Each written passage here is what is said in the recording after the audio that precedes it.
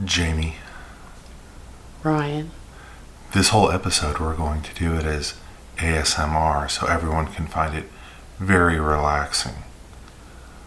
Hold on a minute. Let me go find a fork so I can stab it through my eye.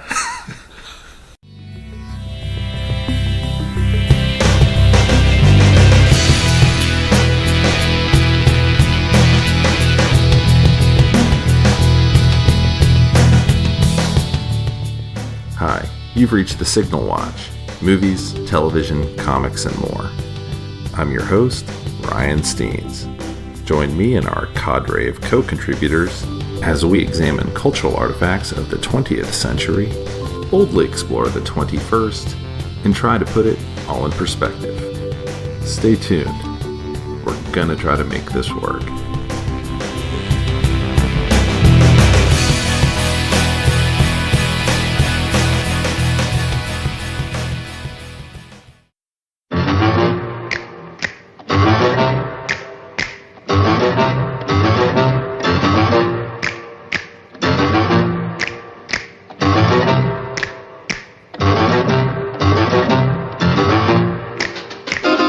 Creepy and they're kooky, mysterious and spooky. They're all together ooky, the Addams Family. Their house is a museum. When people come to see them, they really are a scream. The Addams Family. Neat. Sweet. Petite. So get a witch's shawl on, a broomstick you can crawl on. We're gonna pay a call on the Addams Family. Hey everybody, welcome back to the Signal Watch. As always, I'm your host, Ryan Steens, and with me this evening is... Spooky Jamie. Welcome to the podcast, Spooky Jamie. And what are we covering this evening? All things Addams Family, but we did, in preparation for this, watch Addams Family and Addams Family Values. As well as Wednesday. And Wednesday we watched first. And I have watched probably 10 episodes of the Addams Family TV show. Mm-hmm. And I have... Part of the animated... I watched all of the you animated. You watched the whole thing? Yeah. Okay.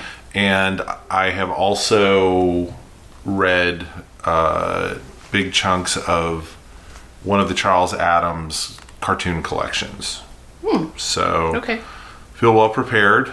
I don't. That's okay. I mean, I've seen the movies, so that and the TV shows. So yeah. You're more prepared than I am. So a while back, we did a series called What is Love? Yes, we did. I'm going to cut in the theme right now.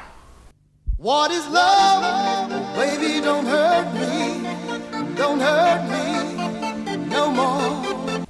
Okay.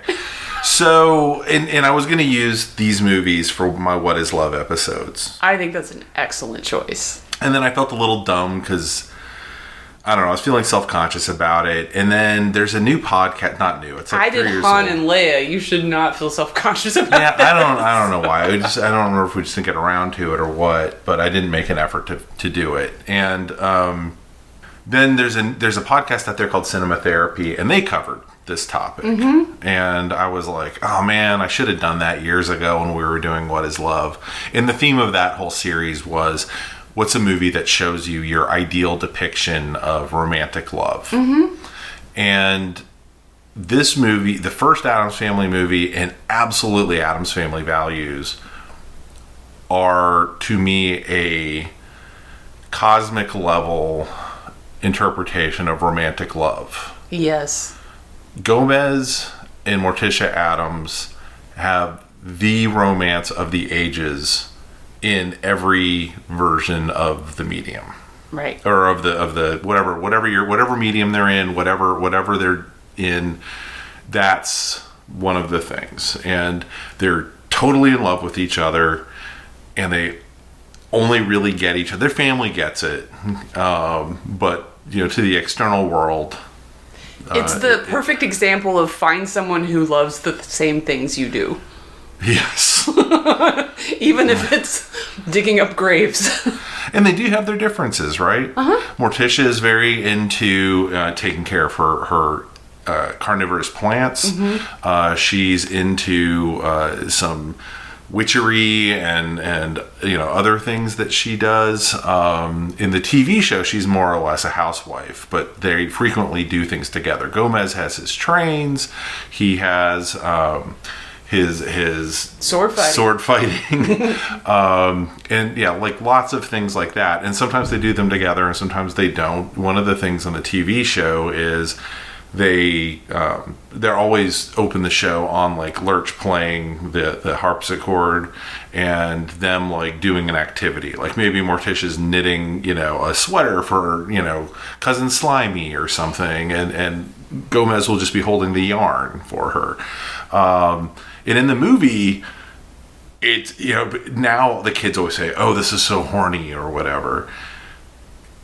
That has always been through the through thread. Like it's less in the cartoon strips because the original Chaz Adams cartoons, it's a one panel. The Far Side is basically an interpretation of the Adams cartoons. In fact, I was going through the book and there is one that the Far Side has also famously done about unicorns being left behind by Noah's Ark. Oh, really? Yeah, I was like, oh my God, when I was flipping through, going, man, the tone of this is really Far Side. The characters in the original comic did not have names. They would refer to all the weird cousins, but they themselves were never given names. So when the TV show was licensed from Chaz Adams, he had to come up with names for these characters. He'd been drawing since 1938. Like, since the mid-30s, these characters had been around. So you're talking as long as Superman and Batman. So you're really kind of concurrent with, like, Batman making his way to TV. The Addams Family's beating him by just, like, a year or two. So, yeah, it's this, like, really interesting kind of long-standing thing in the U.S. And then you get into these movies, and you get Raul Julia, who's like a famous actor of stage and screen. You get Angelica Houston, who's a second generation, third generation, actually, Hollywood Nepo baby, as the kids would say. But she's Hollywood royalty, and she's famous for having dated Jack Nicholson and being a great actress. And then you also got Christopher Lloyd, who's a famous character actor, and you get Dan Hedaya, and you get like all these people that you pull into the movie. And even more in the second one. Yeah. Carol Kane was not in the first one, correct? Right, they switched out actors from Mama, and I don't know why. I didn't do that kind of digging on this. So yeah, I really loved that. I mean, they're a little kinky in the bedroom, and it's a running gag of both the TV show and the movies. I think it fits with what they're into. Like, they would be into some dark stuff. Like, they make jokes about torturing each other all the time, but it's so tongue in cheek that it's not. I don't feel like it's dirty. It's just not. No, absolutely. I mean, it is, but but it's not like they're not doing it to be. It's not for prurient interest. It's, it is literally how these two people share their expressions of love. Affection. Yeah, which they do all the time. About every 2 hours. So, I mean, it's your romantic relationship doesn't have to be all about sex, but there's clearly has a robust sexual component. Years into the marriage, and with 2 kids in the house, and Mama living there, and Uncle Fester in the house, and everything else. And I just think they have in the second movie the whole thing where he's trying to teach Fester. Like, Fester's like, how are you, this great lover? And he's like, you must woo her. Yeah. She must be the most important thing in the world. And I think that's true. Yeah. But I think it also helps engage you into this family that is so weird, that it could be very morbid and, but it's so relatable because there are all these family elements. They're just like any other family in the way that they care about each other. And that's really the thing. And it's we'll get into talking a little bit about Wednesday as we go along. but it's what I thought I thought Wednesday just missed the mark. Like, I'll go ahead and spoiler alert, like, I watched all the episodes, finished it, and was like, I don't think that was very good. Yeah. But a big part of that to me was I don't feel like it fundamentally even understood the Addams Family. Yeah. Or at least if they did, they threw everything out the window in the service of making another YA magical high school adventure. Can I just say what I appreciate so much about the movies? So I didn't watch The Addams Family growing up. I was aware of it. It was one of the many, many shows that had a catchy theme song, so I would watch the beginning. Mm-hmm. So I kind of knew what it was all about, maybe watch the first 5 minutes. Mm-hmm. So I was very much aware of it, but I didn't know anything about the show itself. And I only saw the movies once each in the theater. Thought they were great. Enjoyed the heck out of them. But I didn't see them again until you said, these movies are amazing, we're going to put them on. And I said, okay, I haven't seen them in a while. And I think it was through your appreciation of them that I began to appreciate everything they were doing. And this is like, not even considering, this is like as a standalone, not even considering like the original. I mean, they're just that good of movies. Like, you don't have to have seen the original to enjoy it. But I will say, just this, past couple of weeks when you've been putting on the old show, I admire them so much for putting all of the actors putting their own spin on the characters, but they still feel like the same characters. And that is so hard to do. Like, they're not trying to do exact copies of what was originally done, but that is Morticia, that is Gomez, and that is their relationship. Because I didn't realize they were still doing all of the lovey-dovey stuff in the TV show. Oh, yeah. I thought they made that up for the movies. I had no idea. And I think that's, of all of the like adaptations that have been done of TV shows that have just failed miserably, this one stands out as this is how this is done. Completely in tone, agree. Yeah. in character, everything. Yeah. I mean, the original show I watched a bit as a kid. I found it as a, and that's kind of one of those things of, I think like when something like Wednesday comes out and people our age and we're in our mid 40s, we're not in our late 40s. Yeah. But the last time they watched the show was probably in like middle school on like, syndicated, or maybe when Nick at Night came out or something. And maybe when the reruns played a bit when the Addams Family movies came out. And that was kind of how I watched it as well. Like, I was not a diehard, like, Addams Family's on, I gotta get home, kind of person. And as a small kid, I liked the Munsters better. Like, yeah. I mean, I recognizing that the Munsters existed, I never actually watched the Munsters. Well, I mean, it had the kind of the Universal Monsters appeal, and I've been into the Universal Monsters as long as I can remember anything. And so it was like, it's Fun Frankenstein, and Wacky Dracula Grandpa, and Werewolf Son, and all that. And I couldn't figure out what the Addams Family was.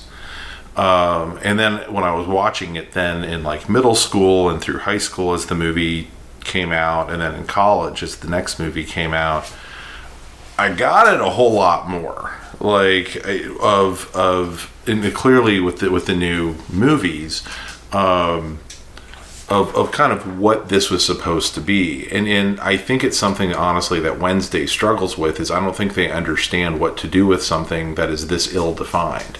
Because it's much more about tone and attitude than it is about, they're monsters living in the suburbs. And it's not, the first show we'd seen, or only show we'd ever seen, that was like something completely crazy butting up against like normies, right? I mean, that was the joke of Bewitched. That's the joke of I Dream of Jeannie. Right. And so it's kind of weird that in what we think of as like the buckle down period of America of conformity, there's these comedies of manners that are being produced weekly, and they keep finding new angles on it between the Munsters and all these things, and I'm sure I'm missing a bunch of them. I mean, there was My Mother the Car that was about a guy whose mother came back as a car. No, right. I mean, there were some weird things on TV that would never get made now. And you're talking in a period where there's like 2 networks in a town, usually, maybe 3. And so that's what people are getting in their living rooms. I just find it really interesting that this was something that when you watch it, and that's what the cartoon strip had been, and that's why they picked it up, was what they think is normal, everyone else thinks is abnormal, and they're completely oblivious to it. And it's their frank statements about it that the humor is derived from. Mm-hmm. And it's when you start applying John Astin and Carolyn Jones to it, it's great. When you start applying Angelica Houston and Raul Julia, it's sublime. Yes. I really appreciate that the first movie could have leaned into the conflict between, these people are weird, and the normies. Mm-hmm. And it really doesn't focus on that. It focuses more on just the world of the family.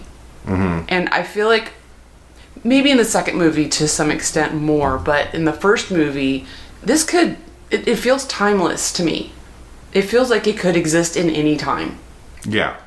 And I really, really enjoy that about it. And I think it was an interesting choice and a good choice to focus more on, there's this guy pretending to be Fester. To get to know the characters really well. And then in the second one, deal with, these are some outsiders, and especially the summer camp sequence. Right. I mean, and I think it's funnier for that, for having seen the first one, and laying that foundation. Yeah, you don't get a ton of it in the first one, like you were saying. I mean, they pretty much keep it capped to the interactions with the judge who's the next door neighbor, mm-hmm. Dan Hedaya and his wife, and her slow transformation to become an Addams, and Dan Hedaya just looking to exploit the situation. But even Fester and Fester's fake mom, who is amazing in this movie. I every time I see that movie, I appreciate her more. She's absolutely batshit crazy. So she's not really what I would consider a normie, even. No, but the cool thing about it is she can't go too over the top with what she's doing, and it still feels more normie than what's going on with the rest of the family. Yeah. So she can do Dr. Scratch and Sniff or whatever it is. And Pinderschloss. That's what it was. But she can do that, and it's the psychologist for the Addams Family. They totally are like, yes, this is a woman we would go to advice for. Because she's, otherwise for everybody else, she would seem insane. Mm-hmm. Yeah. And so I love and the same thing with Debbie, right, in the sequel. Right. Right. Debbie is never a villain exactly to them. Uh-huh. She's inconvenienced them. They would like Fester back. But even in both films, as in the first one, it's Morticia has been kidnapped by Fester, who doesn't realize he's Fester, and his mom, and she's on the rack, and she's enjoying it. Yeah, it's like, oh no, torture me. You know? I do this every day. Right. And then the end of the other one, Debbie's showing them a slideshow of how she's been wronged, and it's like one of the greatest sequences.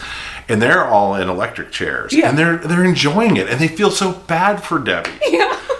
They're just like, oh my God, how you were wronged. And she's like, right? I think that's where Wednesday missed the mark the most, is that Wednesday would be into this monster that keeps hounding everyone. She would be supporting him. Yeah, she would. Or helping him. She would be, if she needed to do anything, she would be starting a fan club or doing TikToks about the monster out here who's doing a great job. He's really killing it out here. I mean, that's... They'd be besties. Yeah. It just... I mean, there's a lot of things wrong with the show. I mean, the fact that it was never a mystery to me who the monster was or what was going on. And I am not someone who, at the beginning of a mystery movie, is like, oh, that guy did it. I'm always surprised at the very end. I just, that is not me. And third episode, I turned to Ryan, and I think it was the third episode, something like that. I was like, so this guy's the monster, right? And he's like, oh yeah, 100%. And it was. And you know, spoilers, but you know, one, they cast Christina Ricci at all and put her into it, and then she had no purpose. And then they're like, oh, the daughter died in Europe off screen, and you're like, well, yeah, but... there was like there were two monsters in quote, yeah, because she was, you know, wrangling the monster, and we even guessed that part. Yeah. I knew that by the end of the 5th episode. I remember that. But yeah, it was just more than anything, like I said, Addams Family. So like Uncle Fester, depending on which version you're watching, and even during the TV series, they can't ever seem to remember what continuity is. Uncle Fester will be described as, and it's not done to be like, oh, they're all interrelated. It's just you can tell no one was writing anything down because there's just no continuity on the show. And Uncle Fester is, in the TV show, according to some episodes at least, Morticia's uncle. Right. And so Mama is Gomez's mother on the TV show. And in the movie, Fester's his brother, and Mama is her mother, to keep like all the witchery on the female side of the family, I guess. Yeah. But yeah, it's a... And in the comic strips, I mean, who knows? Then again, in the animated movie, which I think, by the way, was a much better translation of Addams Family than Wednesday was. And I enjoyed it. Like, I'd been told, like, yeah, lower your expectations. So I did. I think I lowered them appropriately. But From what I saw, I was laughing. I mean, yeah. And, like, there was an all-star cast in that. It's amazing. Well, that's been more and more true for animated movies recently. Especially one like this. It's not a Disney branded, you know, whatever. But the characters were on point. Yeah. Yeah. It all, I mean, everyone kind of understood the assignment and went in and kind of did their best. I think Nick Kroll was a great Uncle Fester. Oh, I was laughing so hard at him. Yeah. And it was kind of like them versus like the expectations of society on that was really the one where they kind of kicked it off with, we're going to go ahead and do that story. Addams Family Values definitely, you know, with the split of the kids going off to summer camp and then kind of the Fester storyline, does kind of play both sides of all of that. But talking about like the you know, how the Addams Family like appears to the rest of the world, really the scene of all scenes is when the kids do Shakespeare at the elementary school talent show. Yeah. And there's just blood going everywhere. It's a scene of marvelous chaos. And here's why I am so impressed with that scene, and Christina Ricci in particular. She had to be 9 when she did that. Something like that, yeah. Think about the logistics of filming that scene. There is blood spraying everywhere. There's no time for, oh, I messed up this line. We got to go back and redo it. Like, once you mess that up, you have to clean all it up and do it again. And it's like, there's a lot of parts that are just uncut. And she's like nailing all of it. Yeah. That is impressive. Yeah, I can't... I mean, the kids aren't on screen that much in the first one, so my assumption is there were a lot of rehearsals with the kids of like, we got to get this 3 minutes down, and Probably, we got to get it down but pat. they did it. Yeah. Yeah. And, I mean, I feel like that was recognized, and they had a lot more to do in the second one. I mean, their own storylines. Yeah. I mean... and of course then once they're done with the scene and they, the reaction shot of the crowd of half of them are covered in blood and there's the Addams family halfway back just Bravo! standing up, bravo, bravo. Yeah, it's inspiring. It's inspiring. And then they do it again in the second one, and it's just as good, if not better. Oh, it's way better even in the second one. They yeah. really upped their game. Yeah. Yeah, the turkeys. And it probably got people across America to think about Thanksgiving in a completely different way for the first yeah. time. Yeah. En route. Yeah. So, yeah, they're really funny movies. I think the second one, if it has a fault, it's that it gets a little too into the rhythm of setup, punchline. It feels very sitcom-y. I would agree with that. I mean, everything they do is hilarious, and I laugh at every one of the things. I in particular, some of Gomez's stuff. Yeah. Yeah. But it has the amazing tango scene, which, go to YouTube if it's been a while since you watched it. It's a amazing piece of cinema. And it has Joan Cusack, who is just at the top of her game in this. So this Halloween, we do a thing where we set up a card table in our driveway because I don't want kids running up our stairs breaking an ankle and I get sued. And we're sitting out the card table, and this like 16-year-old girl, two 16-year-old girls show up, and one of them is Wednesday, and I look at the other one and I was like, oh my God, you're Debbie. And she goes, no one has known that in the whole neighborhood.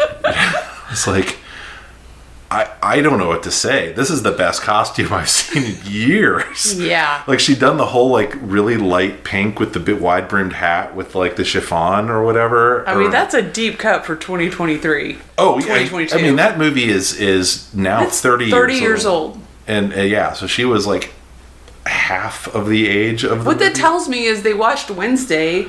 Wednesday wasn't out yet. Oh, God, that's even more impressive. Yeah. I thought they were just super fans and then said, hey, there's these movies. I think someone had some cool parents. That's awesome.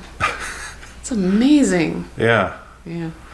But, yeah. And, the kids in the original TV show, they cast very young children. Usually they come in, do one or two lines.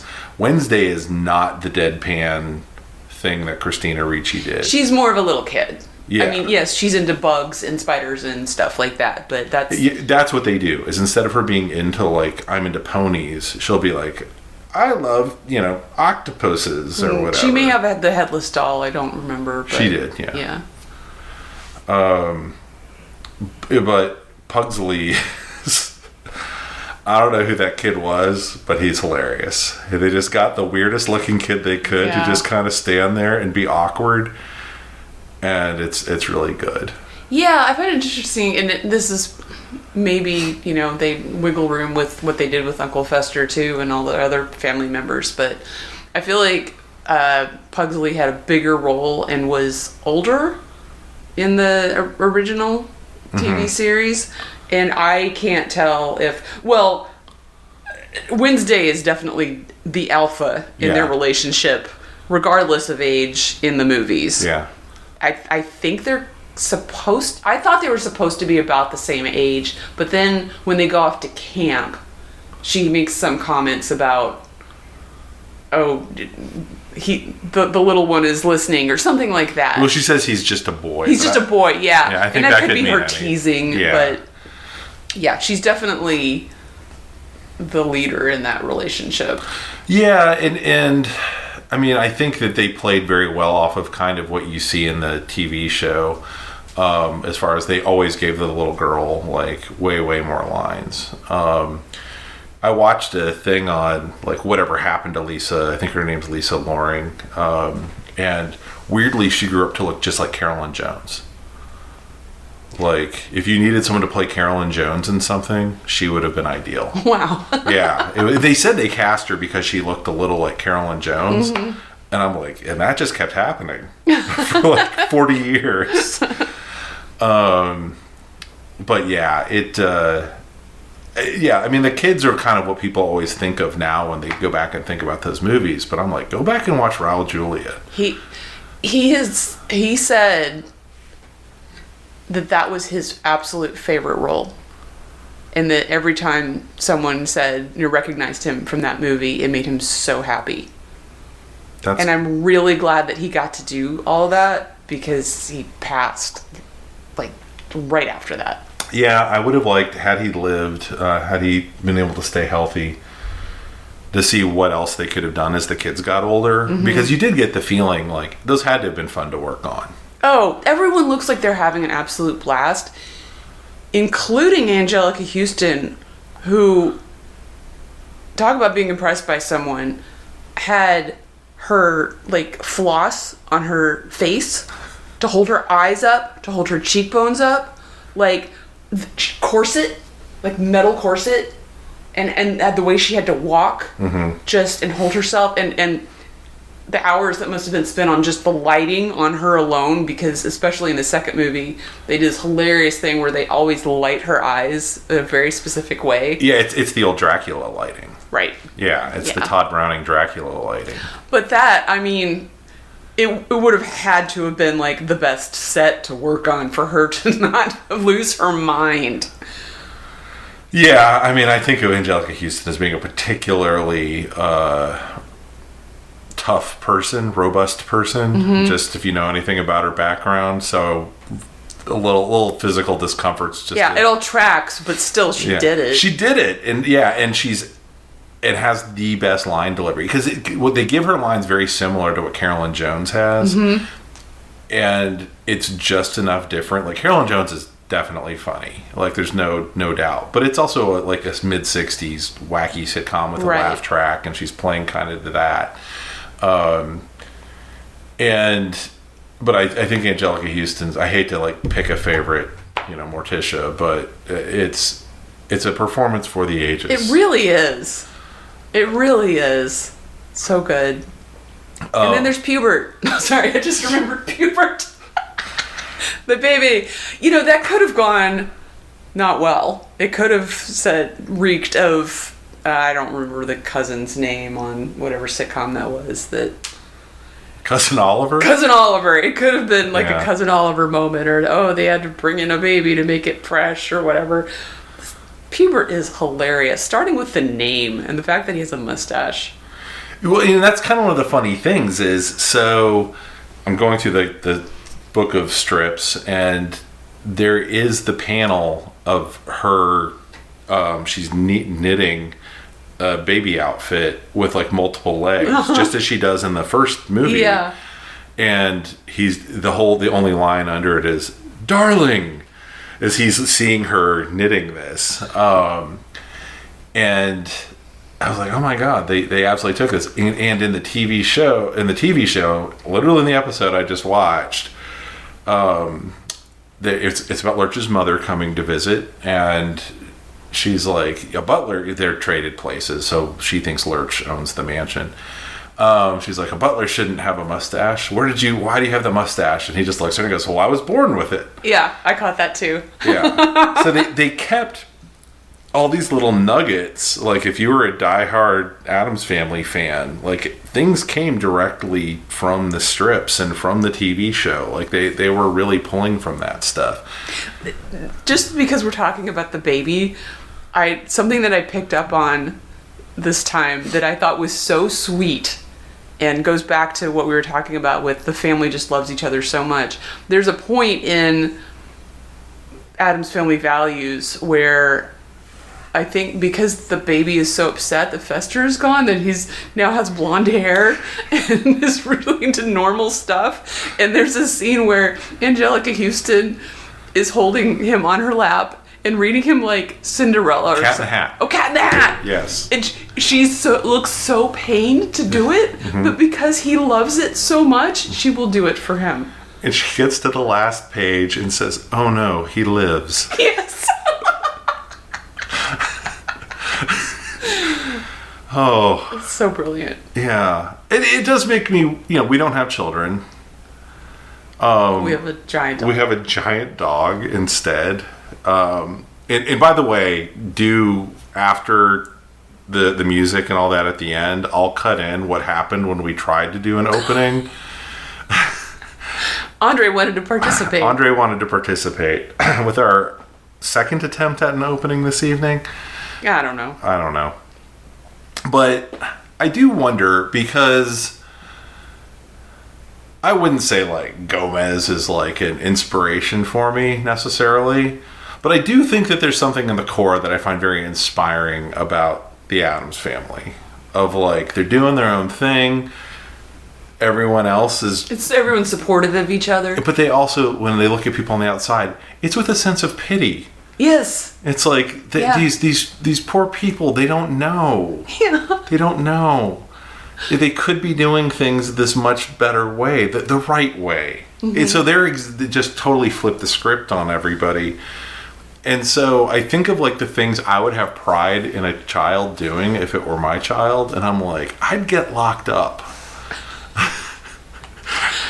Like a Pugsley type kid who's like smoking a cigar and stealing a van, I'd be like, yes, my son. I want to talk about something that's very tangentially related to this, and the parents being supportive of the children. Mm-hmm.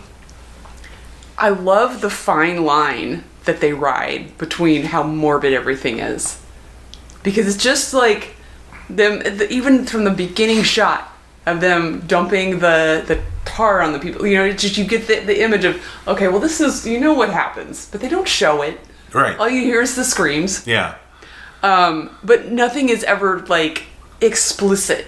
No. And even like the shot of Wednesday just strolling through the kitchen with the knife. Yeah. Or she has something in her hand. It's a knife. And her mother said, "Oh, no, honey."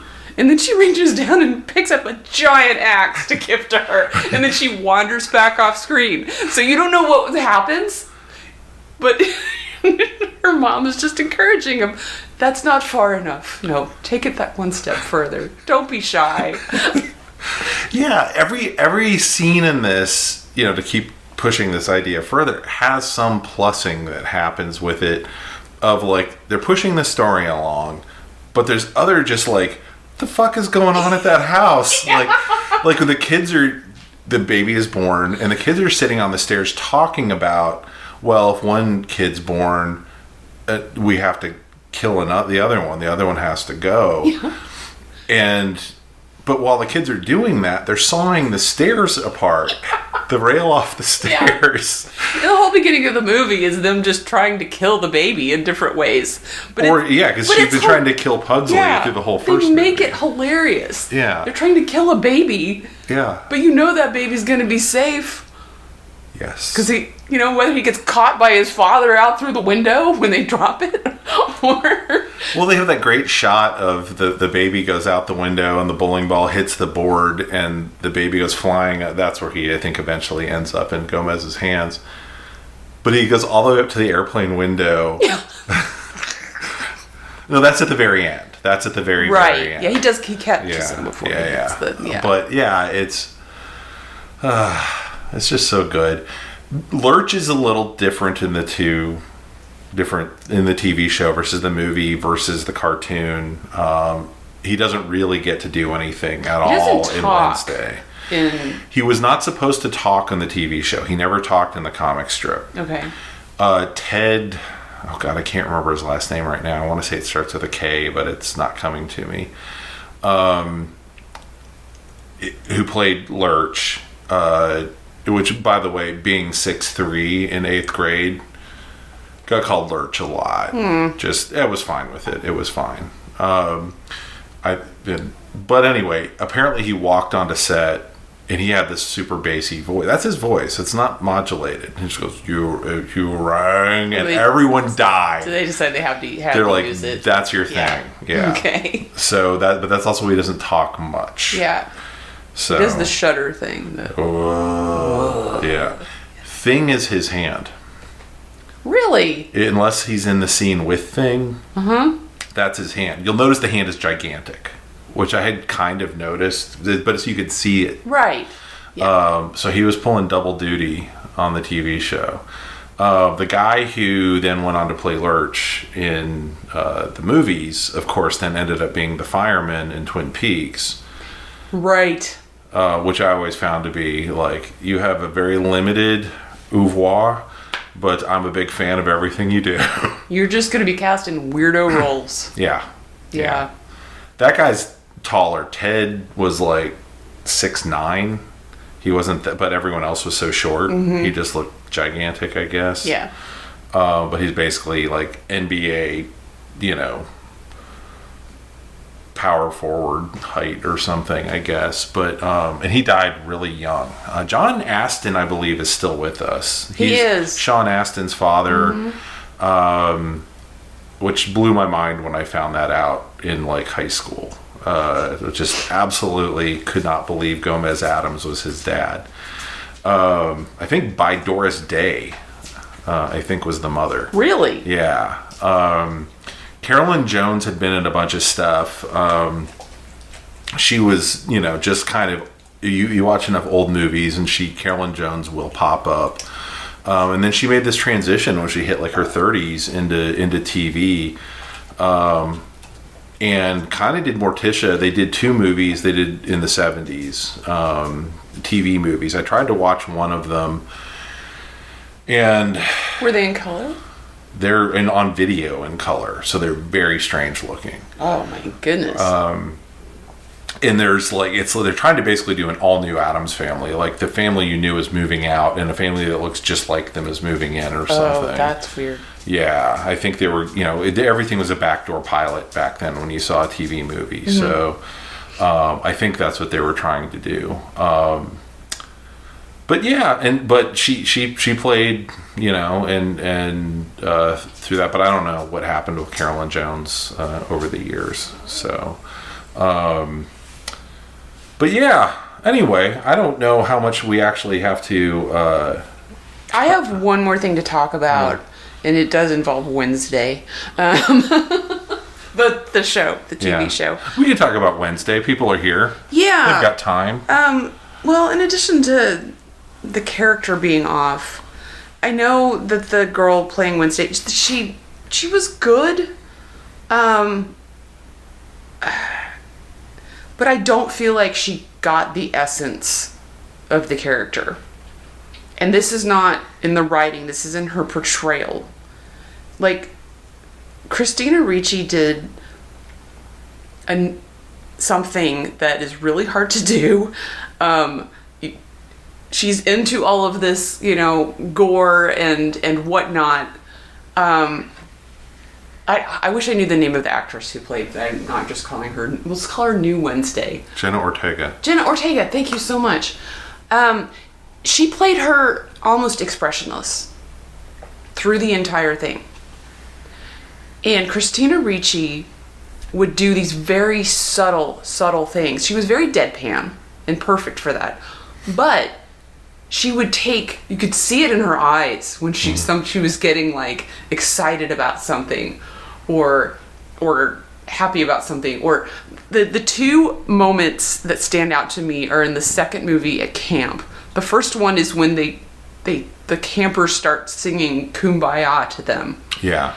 And she looks terrified. It's very subtle, but she does this thing where she backs up to the fence and she looks like she wants to like stab her eyes, but she looks legitimately scared. Yeah, it's an all is lost face. Yes. The second is when they come out of the cabin that they have been forced to watch Disney movies back to back to back. And they're forming their plan to take over and ruin the Thanksgiving pageant. And they ask her, "How do you feel?" And she tries to smile. And it is the creepiest thing I have ever seen. And it's accentuated by the girl Ashley saying, "I'm scared. Make her stop."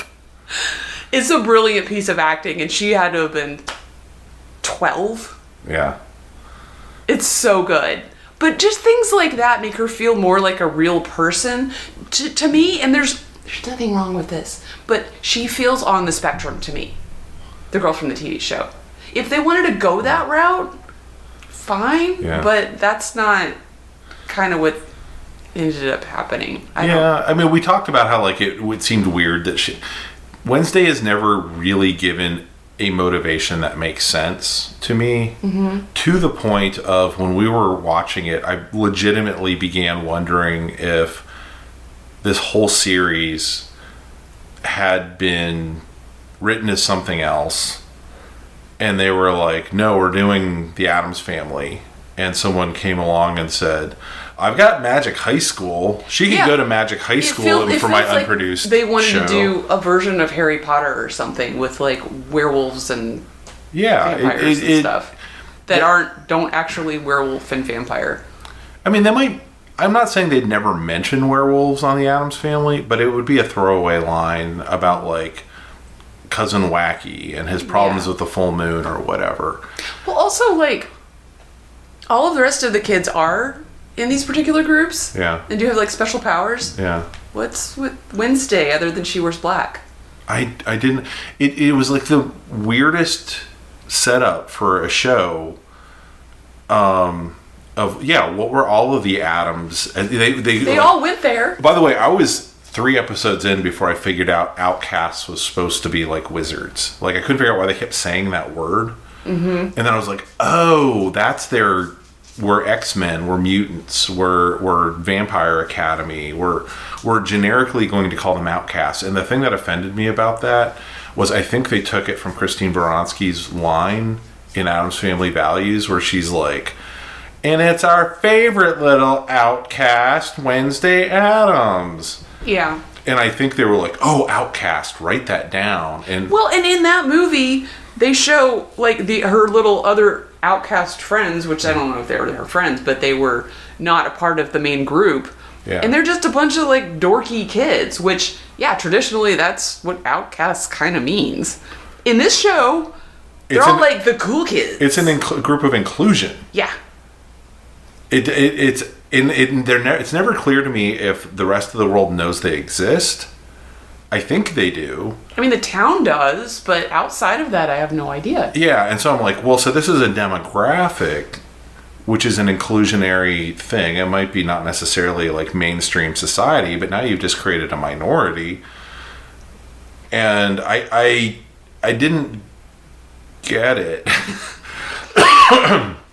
I hate to be weird about it, but I think I'm pretty smart-ish. I'm not smart, but Of course, yes, you are. But say that. I was like, I'm in the woods, man. I'm 7 episodes in. I can't figure out what an outcast is. I can't figure out like what the relation. Does the sheriff know?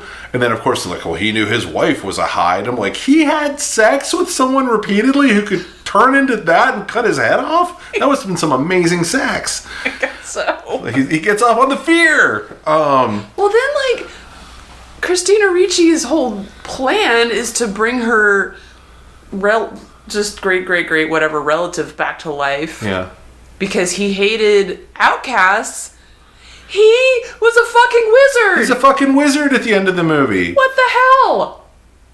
He's like throwing magic wizard Fireball. Fireball. Yeah. I don't understand. It was the strangest. It felt like some executives were like, this doesn't make any sense. He's just a pilgrim walking around. What's he going to do? Hit him with a blunderbuss? Yeah. I was so confused. I was just baffled. Yeah. And I was, and Christina Ricci's motivation kind of, sort of, maybe made sense, I guess. But the thing that I found offensive then, I was like, okay, like, Christina Ricci won't, make it to the end of this because she's the bad guy and thus must die. Mm-hmm. But, you've set up Gwendolyn Christie, who I think is a lovely woman and a great actress. She was the best part of that show. Yeah. And you brought in Riki Lindome, gave her nothing to do except for to be a red herring, which I was like, nothing about this adds up. And then she just gets killed just cause. And I'm like, wait, you had 2 people signed on to your show who like people like to watch, and you left us with these kids who can't act? Yeah. That I was mean- my other problem with the show. I mean, aside from, I forgot her name again, Jenna Ortega. I didn't think any of the kids could act. And her roommate is downright annoying and can't act.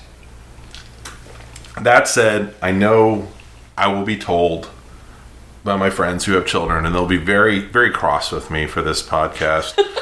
That I'm not Sorry, getting it. we have opinions. Yeah, and my kid loved it, and you Well, know, that's great. God bless him. God I'm bless glad, you. I'm God bless your glad. child.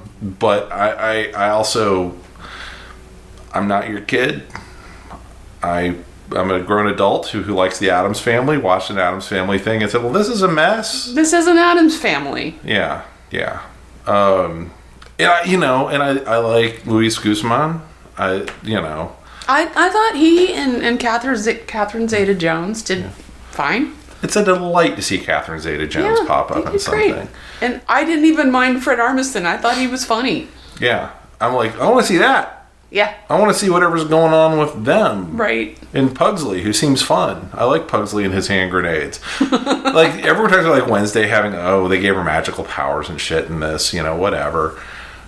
I like Pugsley as, like, clearly a terrorist. He's a little, like... He's a little terrorist. He's a yeah. little saboteur, criminal guy. He's going to be running around wearing a beret and, like, blowing crap up through his, like, 20s. You already know that about Pugsley. And that's true in all the versions. It's an undervalued, but that's why, like, Gomez is like, oh, he must be a real lady killer. He's like, acquitted, But that's about himself. Sorry. I can't remember what he says about Pugsley. But anyway, it's a nice little bit. Anyway, which is why I'm not allowed to have children.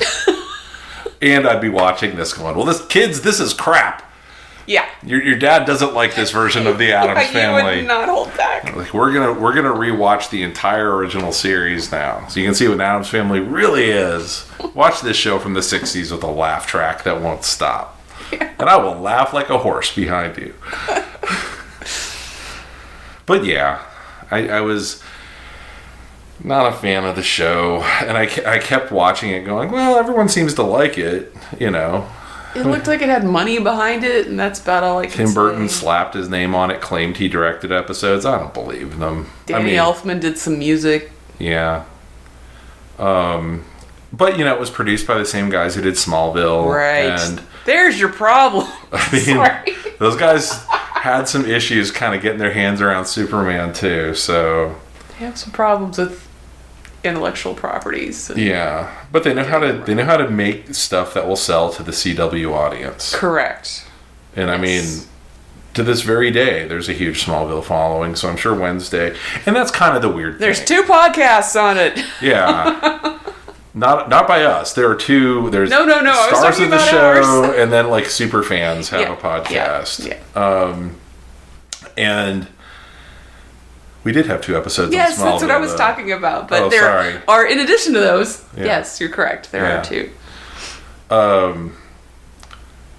But whenever you make a major change to something, and that's like people's first impression of it, they it's kind of like Man of Steel coming out, and people who were 12 at the time, now live online yelling at people for not liking the Zack Snyder movies, because that's what the DC universe should be. Mm-hmm. And that's when I look at Wednesday, that's all I can think of is like, well, for a whole generation, this is what the Addams Family is.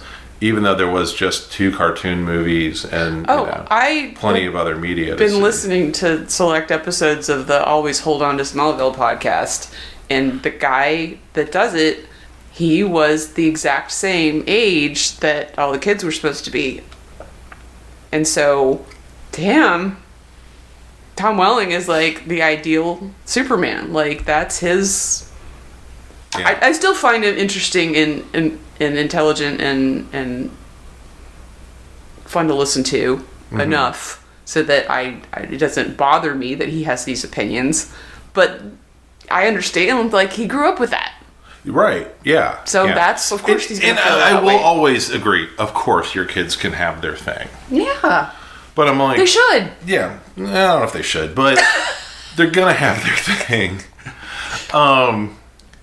But there's a lot of other, frankly, better stuff out there using the same property And it's just like, well, now we got to wait for, to see how this is going to shake out over the next 15, 20 years. And as Twitter yells at each other, and you don't get the Addams Family or whatever, which is not happening, by the way. My understanding is everybody is ruining Jenna Ortega's life by doing the Wednesday dance. Oh, no. Yeah, she apparently is quite vexed that has taken off as a meme thing and people are doing it and whatever. I'm like, if you want a Wednesday dance, there's plenty of them from the original TV show. Watch her do the Drew. She's quite good at it. She teaches Lurch how to dance. It's charming. Cute. But yeah, go forth and do good with your Addams Family fandom. But anyway, I do think that I wish there'd been a little bit more because they were so focused on, we got to make up this rift between Wednesday and her mother for the TV show for Wednesday, that I think was fine. I think it was a fine thing to explore. I literally don't know how it resolved itself. I looked away from the TV for like a minute to mess with the dog in this thing that had been building up for like 7 episodes or something. I turned around and they're like, we're fine now. And I was like, what happened? Like, yeah, I was doing a lot of embroidery during that show, so Yeah. I wasn't really looking up either. I think it was the episode where she found out the truth about her dad killing someone, or yeah, they dug up a body, but I don't know how that resolved their relationship. No, I have no clue. I don't know. So these are the many ways I felt the show was a little poor. Yeah. But yeah, I think that honestly, the rebellion that you missed it in the cartoon, but the rebellion they do there, she starts wearing a pink unicorn beret. Because she meets a normie and becomes friends with her, and she's like, it's a splash of color, mother. That's hilarious. But yeah, it's anyway, that's the kind of stuff I find funny. Yeah. But Yeah. and there was some of that. There were a few things I laughed out loud at in Wednesday that kind of harkened back to the original show, like Uncle Fester's motorcycle and the like. Oh, right. That just, I mean, I don't know if they ever did that on the original show. I don't remember him having a vehicle, but just how absurd it was. Well, their helmets were like Dalmatian hats. Yeah. Why? It was good. Yeah, it was great. It was great. That was his incognito getaway vehicle. Yeah. But yeah, I mean, so there was definitely some fun stuff, and there was a bunch of stuff that I was like, this isn't so good. But go back and, if it's been a while, if you're like absolutely frothing at the mouth with me at this point, like you didn't get it, my kid loved it, I'm sorry. Show your kid those original Addams Family movies from the 90s. They do have some 90s stuff in them, so for PG they're a little edgy for what kids are used to these days. But I think you'll, as a family, find them delightful. I was mostly telling the truth when I said that the first movie feels like it could take place at any time. There are 2 scenes, and let me just note that. So MC Hammer was signed to do the music for this movie, and you can only hear it twice during the movie. One point they're driving their car along, and there's some song playing of his, but the one that makes me laugh the hardest is Cousin It shows up, pulls up to their party in his little tiny car, and Too Legit to Quit is blasting, and I unironically love that bit. It just makes me laugh so hard.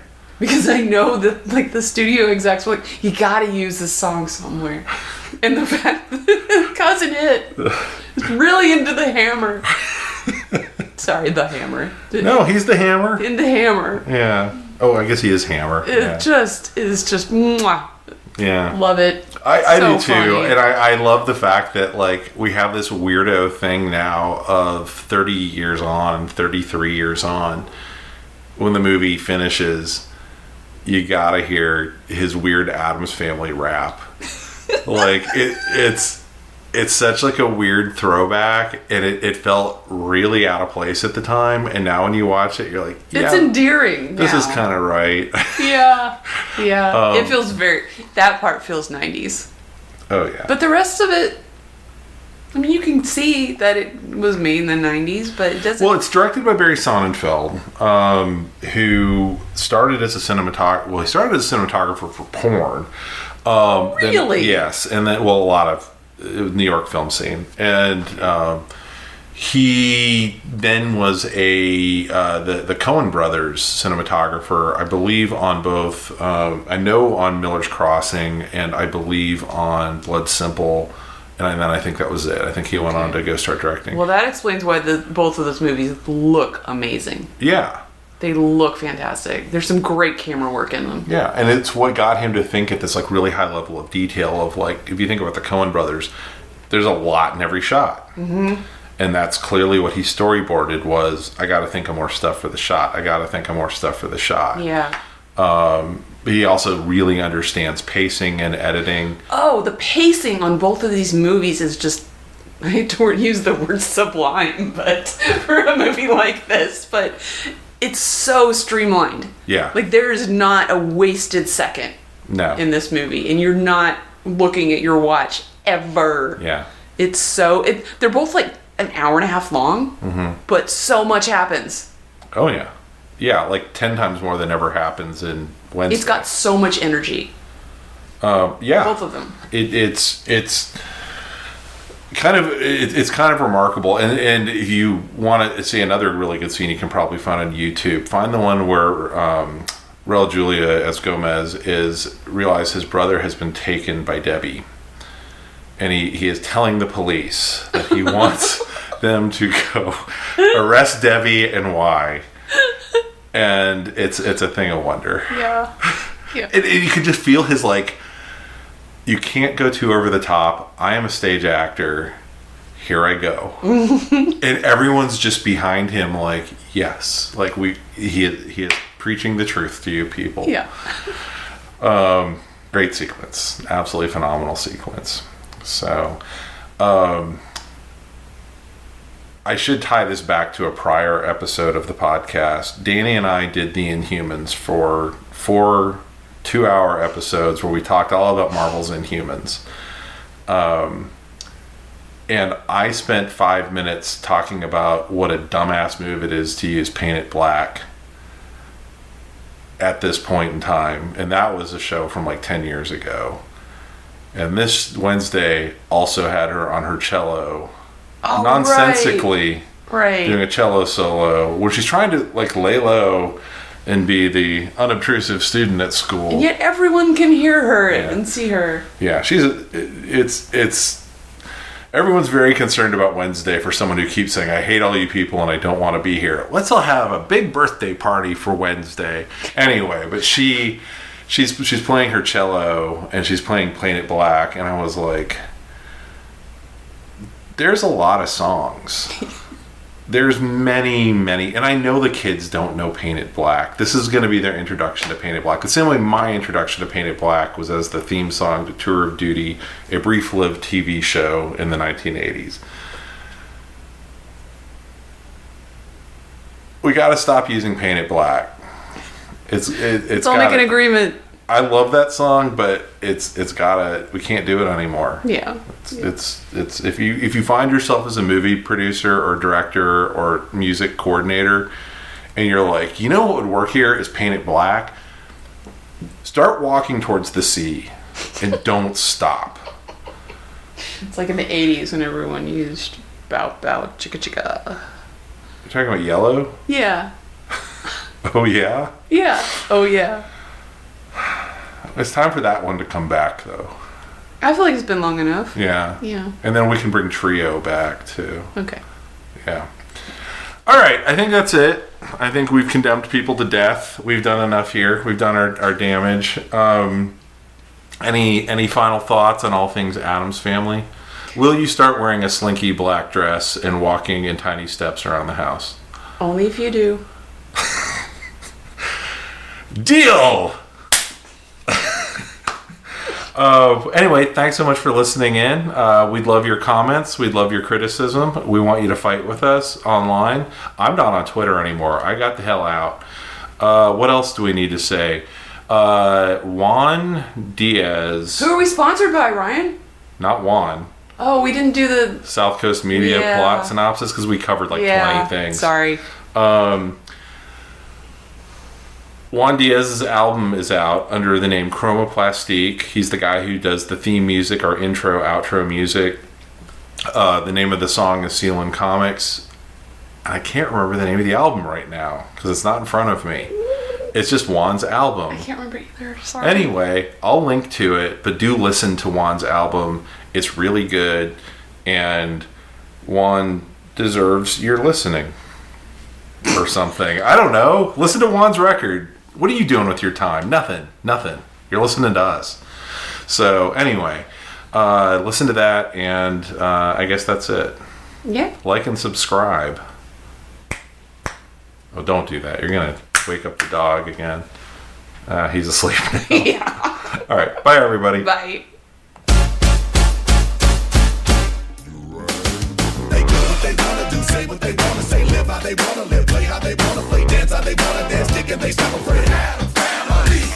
They do what they wanna do, say what they wanna say, live how they wanna live, play how they wanna play, dance how they wanna dance, kick and they stop afraid. Family. Now I was cool, you know, just kicking it around the house. When I knock, and a voice, yo, can heaven come out? Now I don't mind being a friend.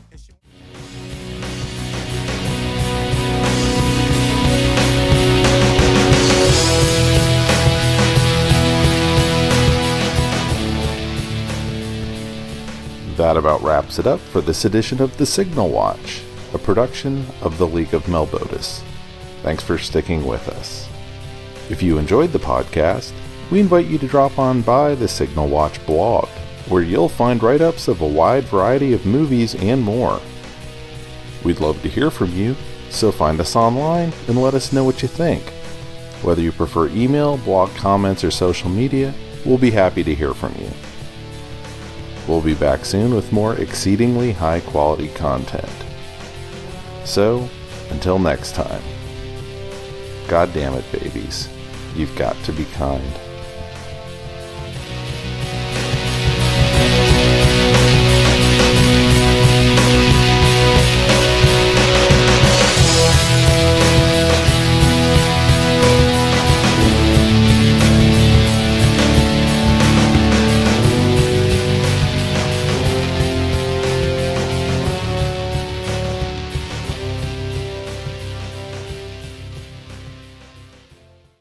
Hey everybody, and welcome back to The Signal Watch. As always, I'm your host, Ryan Steens, and with me this evening is... Jamie. Spooky Jamie. Spooky Ookie Jamie. Dun-dun-dun-dun. Dun-dun-dun-dun. Dun-dun-dun-dun. Dun-dun-dun-dun. Dun-dun-dun-dun.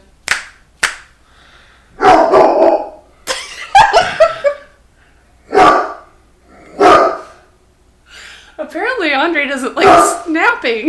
No. What's the matter, pal? What's the matter? Shh. Andre. Andre. Why are you barking at us? Why are you barking at me? What? What's his deal?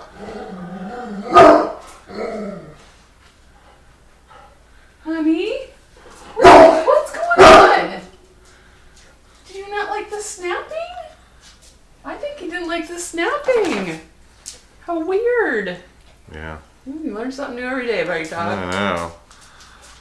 Look at his hackles are all up. Okay.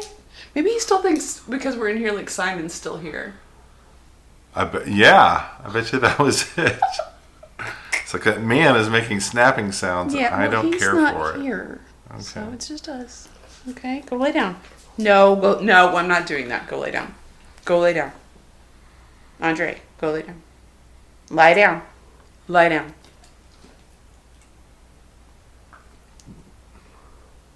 Lie down. Don't pay any attention to him.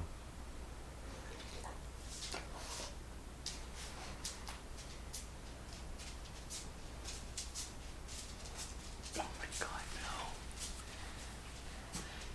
This is a repeat of the one thing we did. I can't remember what it was. Eternals or something. All right.